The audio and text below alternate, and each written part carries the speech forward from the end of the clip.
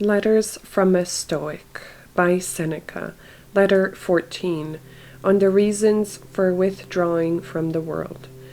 I confess that we all have an inborn affection for our body. I confess that we are entrusted with its guardianship. I do not maintain that the body is not to be indulged at all, but I maintain that we must not be slaves to it. He will have many masters who makes his body his master, who is over fearful in its behalf, who judges everything according to the body.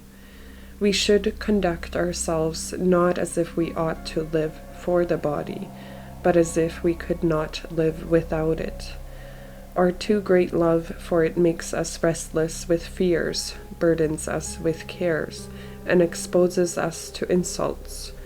Virtue is held too cheap by the man who counts his body too dear. We should cherish the body with the greatest care, but we should also be prepared, when reason, self-respect, and duty demand the sacrifice, to deliver it even to the flames. Let us, however, in so far as we can, avoid discomforts as well as dangers, and withdraw to safe ground, by thinking continually how we may repel all objects of fear. If I am not mistaken, there are three main classes of these.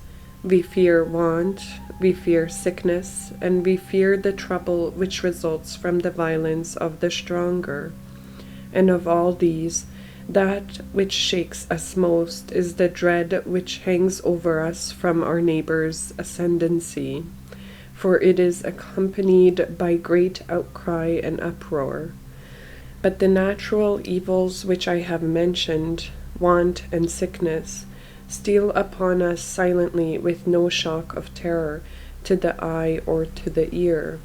The other kind of evil comes, so to speak, in the form of a huge parade. Surrounding it is a rattoon of swords and fire and chains, and a mob of beasts to be let loose upon the disemboweled entrails of men. Picture to yourself under this head the prison, the cross, the rack, the hook, and the stake which they drive straight through a man until it protrudes from his throat.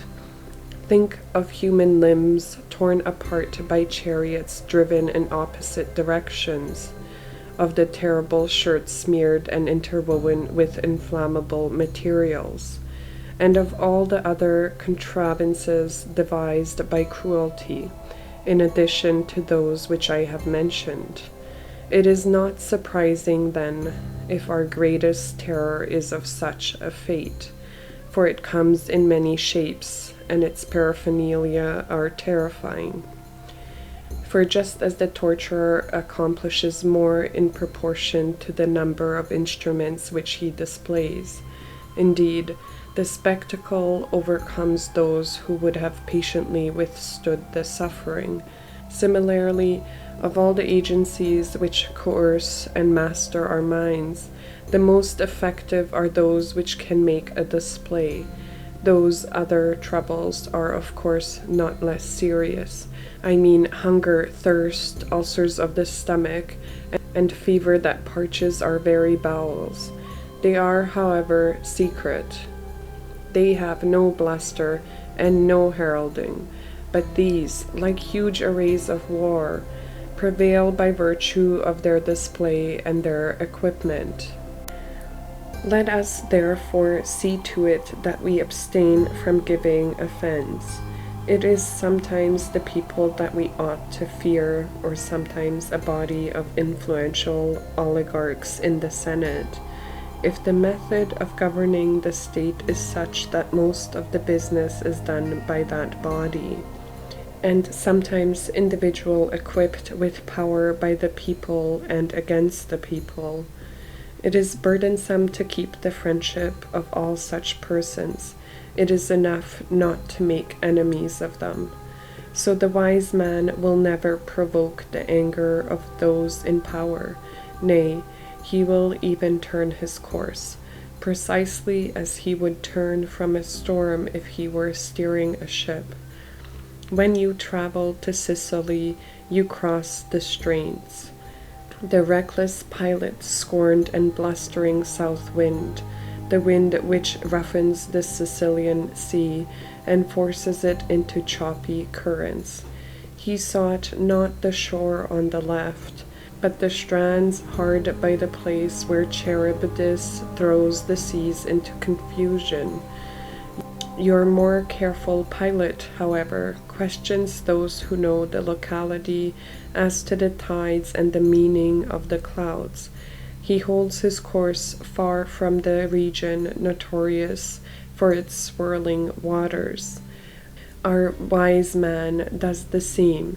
He shuns a strong man who may be injurious to him, making a point of not seeming to avoid him, because an important part of one's safety lies in not seeking safety openly, for what one avoids, one condemns. We should therefore look about us and see how we may protect ourselves from the mob, and first of all, we should have no cravings like theirs, for rivalry results in strife. Again, let us possess nothing that can be snatched from us to the great profit of a plotting foe. Let there be as little booty as possible on your person. No one sets out to shed the blood of his fellow men for the sake of bloodshed. At any rate, very few. More murderers speculate on their profits than give vent to hatred. If you are empty-handed, the highwayman passes you by. Even along an infested road, the poor may travel in peace. Next, we must follow the old adage and avoid three things with special care: hatred, jealousy, and scorn. And wisdom alone can show you how this may be done. It is hard to observe a mean. We must be chary of letting the fear of jealousy lead us into becoming objects of scorn, lest, when we choose not to stamp others down, we let them think that they can stamp us down. The power to inspire fear has caused many men to be in fear. Let us withdraw ourselves in every way, for it is as harmful to be scorned as to be admired. One must therefore take refuge in philosophy. This pursuit, not only in the eyes of good men, but also in the eyes of those who are even moderately bad, is a sort of protecting emblem. For speech-making at the bar, or any other pursuit that claims the people's attentions, wins enemies for a man. But philosophy is peaceful and minds her own business. Men cannot scorn her. She is honored by every profession, even the vilest among them. Evil can never grow so strong, and nobility of character can never be so plotted against, that the name of philosophy shall cease to be worshipful and sacred. Philosophy itself, however, should be practiced with calmness and moderation. Very well then, you retort. Do you regard the philosophy of Marcus Cato as moderate? Cato's voice strove to check a civil war. Cato parted the swords of maddened chieftains. When some fell foul of Pompey and others fell foul of Caesar, Cato defied both parties at once. Nevertheless, one may well question whether, in those days, a wise man ought to have taken any part in public affairs, and ask, "What do you mean, Marcus Cato? It is not now a question of freedom. Long since has freedom gone to rack and ruin. The question is whether it is Caesar or Pompey who controls the state. Why, Cato, should you take sides in that dispute? It is no business of yours. A tyrant is being selected. What does it concern you who conquers? The better man may win, but the winner is bound to be the worse man. I have referred to Cados's final role, but even in previous years the wise man was not permitted to intervene in such plundering of the state. For what could Cato do but raise his voice and utter unveiling words? At one time he was bustled by the mob and spat upon and forcibly removed from the forum and marked for exile. At another he was taken straight to prison from the Senate chamber. However, we shall consider later whether the wise man ought to give his attention to politics. Meanwhile, I beg you to consider those Stoics who, shut out from public life, have withdrawn into privacy for the purpose of improving men's existence and framing laws for the human race without incurring the displeasure of those in power. The wise man will not upset the customs of the people, nor will he invite the attention of the populace by any novel ways of living. What then? Can one who follows out this plan be safe in any case? I cannot guarantee you this any more than I can guarantee good health in the case of a man who observes moderation, although, as a matter of fact, good health results from such moderation. Sometimes a vessel perishes in harbor, but what do you think happens on the open sea? And how much more beset with danger that man would be, who even in his leisure is not secure, if he were busily working at many things. Innocent persons sometimes perish.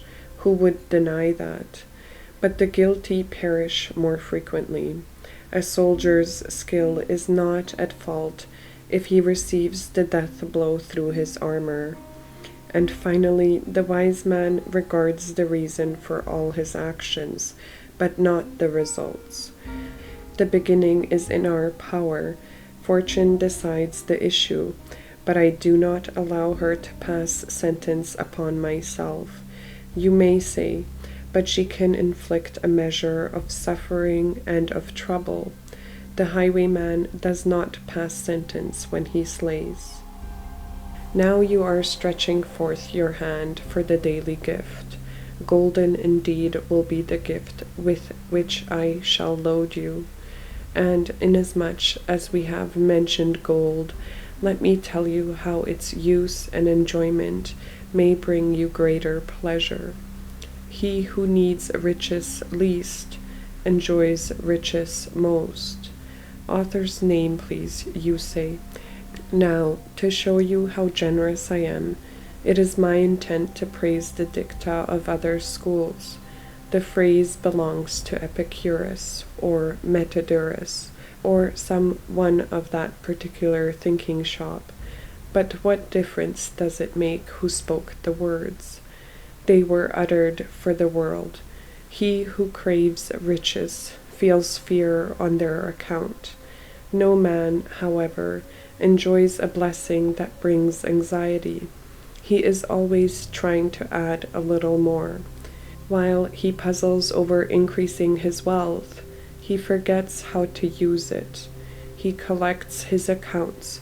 He wears out the pavement in the forum. He turns over his ledger. In short, he ceases to be master and becomes a steward. Farewell.